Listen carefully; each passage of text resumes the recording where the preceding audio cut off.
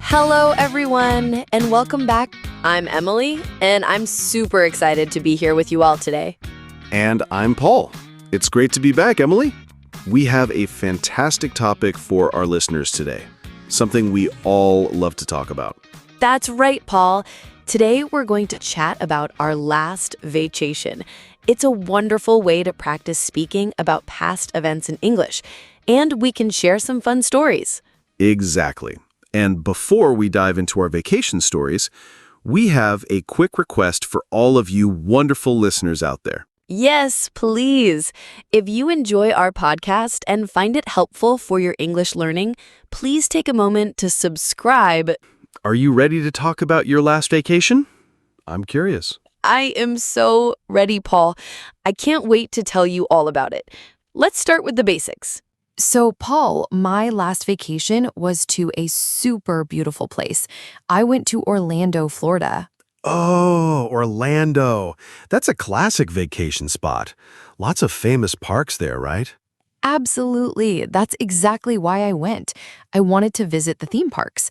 It was my first time there, and it was amazing. What about you, Paul? Where did you go for your last vacation? My last vacation was a bit different. I went to a quiet beach town called Seaside, Oregon. It's on the coast and it's very peaceful. Not a lot of big theme parks, but lots of nature. Seaside, Oregon. Sounds very relaxing. So you prefer beaches over theme parks, usually? Sometimes. It depends on my mood. This time, I needed a break from the city, so a calm beach was perfect. Okay, next question. When was it? My trip to Orlando was pretty recent. It was just a few months ago, in March. The weather was perfect then, not too hot, which is good for walking around the parks all day.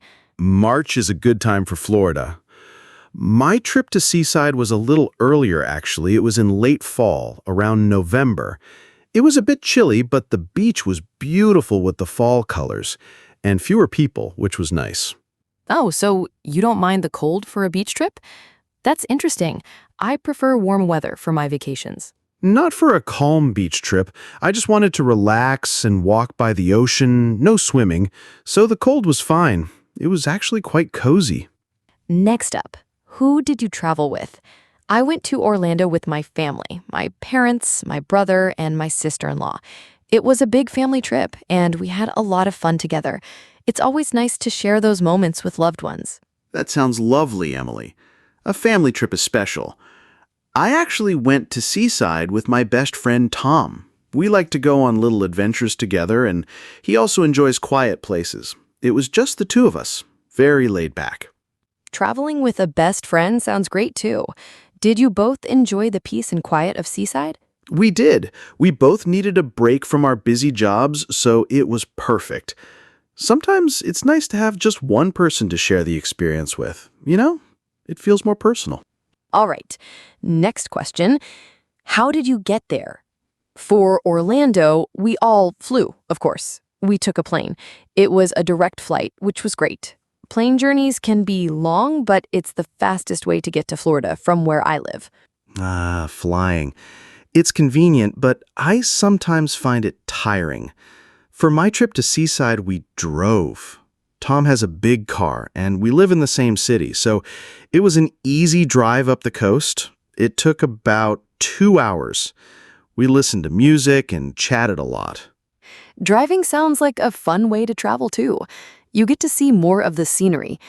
I love road trips when they're not too long. Did you stop anywhere on the way? We stopped at a small coffee shop about halfway. It was a nice break to stretch our legs and get some coffee before continuing the drive. It's one of the benefits of driving. You can stop whenever you want. Okay, so once you arrived, where did you stay? In Orlando, my family and I stayed in a vacation home. It was a big house with many bedrooms, a kitchen, and even a swimming pool. It was wonderful because we could all be together and cook some meals at home. It felt very comfortable, like a home away from home. A vacation home with a pool sounds amazing, Emily. That's a great idea for a family trip. Tom and I stayed in a small, cozy hotel in Seaside. It was right by the beach, which was perfect. Our room had a small balcony with a view of the ocean. It wasn't fancy, but it was clean and had everything we needed. A hotel by the beach with an ocean view? That sounds lovely and relaxing. Did you spend much time at the hotel, or were you mostly out exploring? We spent some time there, especially in the mornings, enjoying coffee on the balcony. But mostly we were out walking on the beach or exploring the town. The hotel was really just a comfortable place to sleep and relax after a long day of walking. Now for the fun part. What did you do there? In Orlando, we spent most of our time at the theme parks. We went to Disney World, Universal Studios, and Epcot. We rode so many rides, saw parades, watched fireworks, and met some characters. It was a lot of walking, but so much fun. We also had some nice dinners out. Wow, that sounds like a super busy and exciting trip, Emily. Theme parks are a whole different kind of vacation.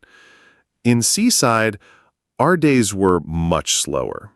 We spent a lot of time walking on the beach, collecting seashells, and watching the waves. We also hiked a bit in the nearby forests.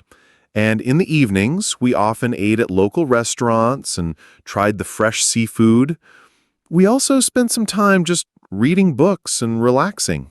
Hiking and forests and reading books on the beach sounds so peaceful, Paul.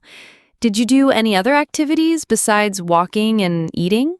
Yes, we also visited some local shops in the town. There were some unique art galleries and small antique stores. We found some interesting souvenirs. And one evening, we watched the sunset over the ocean from the beach, which was really beautiful. It was all about enjoying nature and the quiet. Okay, out of everything, what was your favorite part? For me, my favorite part of the Orlando trip was definitely seeing the fireworks at Magic Kingdom at Disney World. They were so beautiful and magical, and the music was amazing. It made me feel like a child again. What about you, Paul? What was your favorite part of your Seaside trip? That sounds incredible, Emily. Fireworks at Disney are truly special. My favorite part of the Seaside trip was walking on the beach during low tide. The ocean goes out very far, and you can see tide pools with small sea creatures. It was fascinating to explore and see the little crabs and starfish. It felt like discovering a hidden world. That sounds so unique and calming, Paul. I can imagine how peaceful it must have been. So, connecting with nature was really important for you on this trip? Absolutely. That was the main goal. It was a great way to disconnect from daily stress and just enjoy the simple beauty of the coast. The sounds of the waves, the fresh air, and the quiet walks were exactly what I needed. Next up, did you try any new food? In Orlando, I tried a few new things. We had some really good international food at Epcot, like some delicious Japanese snacks and some German pastries. And of course, lots of different types of park food, like giant turkey legs and delicious churros. What about you, Paul? Did you try any new food in Seaside? Oh, Epcot sounds like a food adventure. I love trying new foods. In Seaside, I definitely tried some new things. The seafood was incredibly fresh. I had clam chowder, which is a thick soup with clams, and it was so creamy and delicious. I also tried oysters for the first time. They were very different, but fresh from the ocean. Wow, oysters for the first time. That's brave, Paul. Did you like them? Some people love them, others not so much. They were interesting, very fresh, but I think I prefer cooked seafood.